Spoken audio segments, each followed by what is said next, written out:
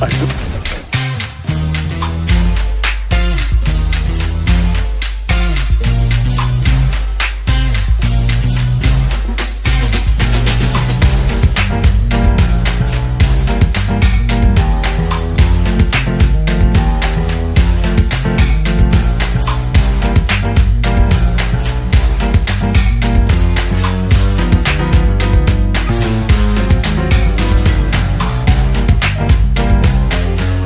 होता है कर्ज में डूबना, दूसरा होता है कर्ज में डुबाना और तीसरा होता है कर्जदार को और कर्ज के दलदल में धकेलना।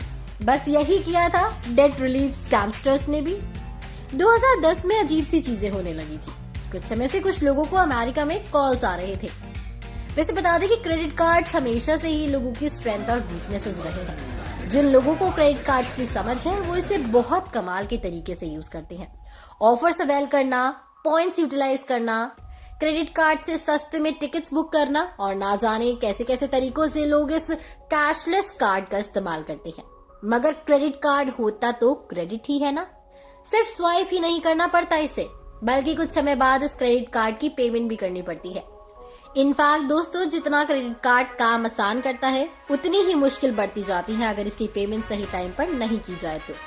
इसका इंटरेस्ट रेट बढ़ता जाता है और इंसान कर्जे में डूबता चला जाता है। ऐसे में हम अगर आज क्रेडिट कार्ड की मदद से कुछ ले रहे हैं तो इसका मतलब होता है कि वो हमारे ही फ्यूचर के पैसे हैं जिन्हें हम आज खर्च कर रहे हैं।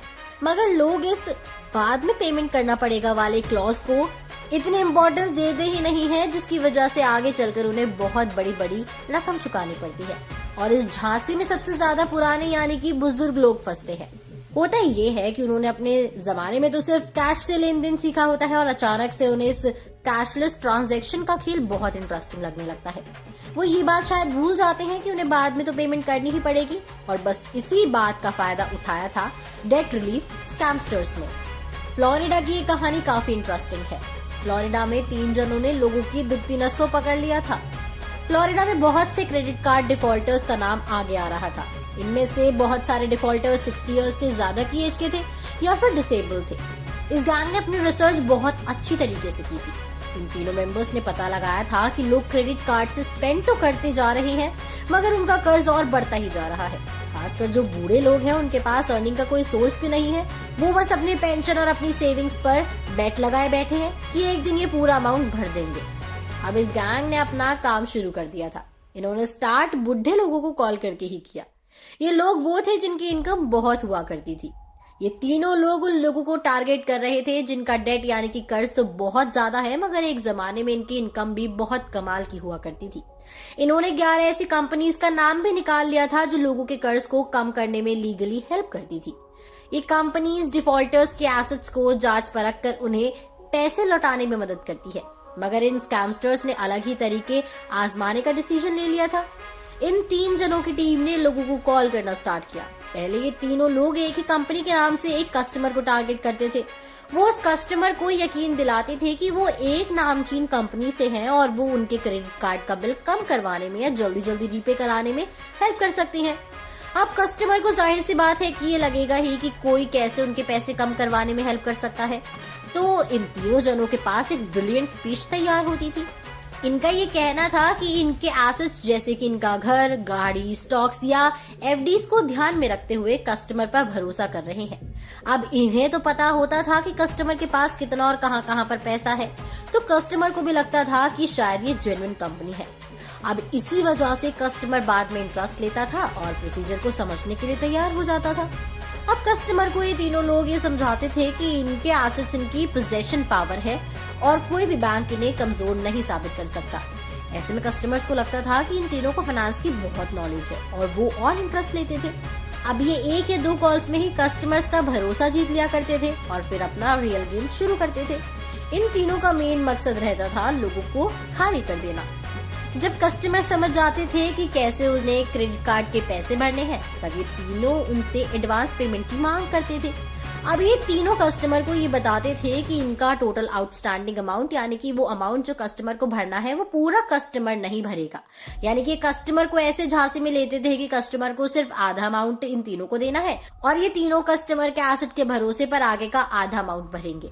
पहले तो कस्टमर को लगता था कि ऐसे कैसे कोई उनके पैसे भर रहा है, मगर बाद में कस्टमर को ये कहकर कन्विंस करते थे कि क्योंकि कस्टमर के पास एसेट्स है और वो उम्र में बड़े हैं, इसीलिए ट्रस्ट पर वो ये काम करने के लिए तैयार है।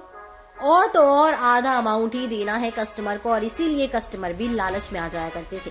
उनके हिसाब से वो बैंक के रेगुलर कॉल्स और फॉलो अप से थक गए थे, और इसीलिए वो इस आधे अमाउंट को जल्दी से जल्दी भरने के लिए तैयार हो जाते थे।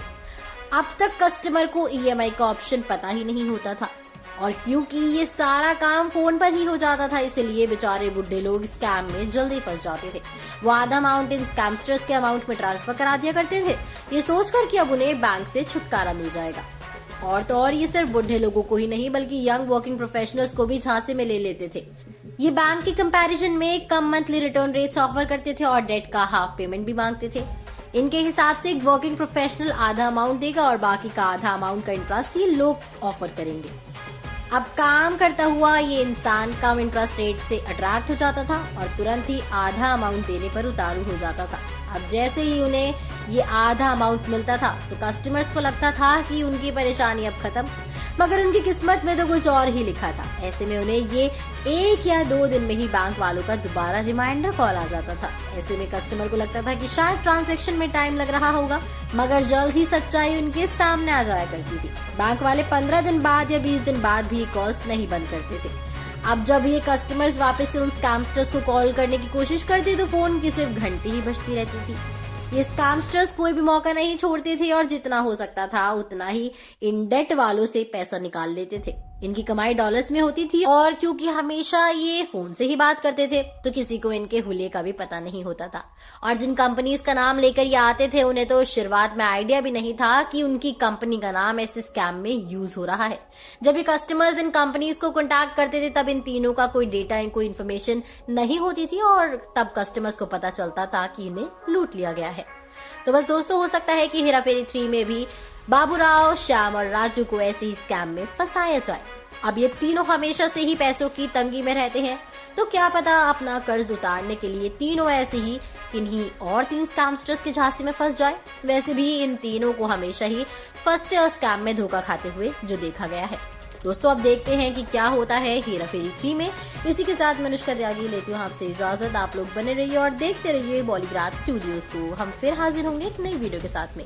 हमारी आज की राइटर है प्रतिमा।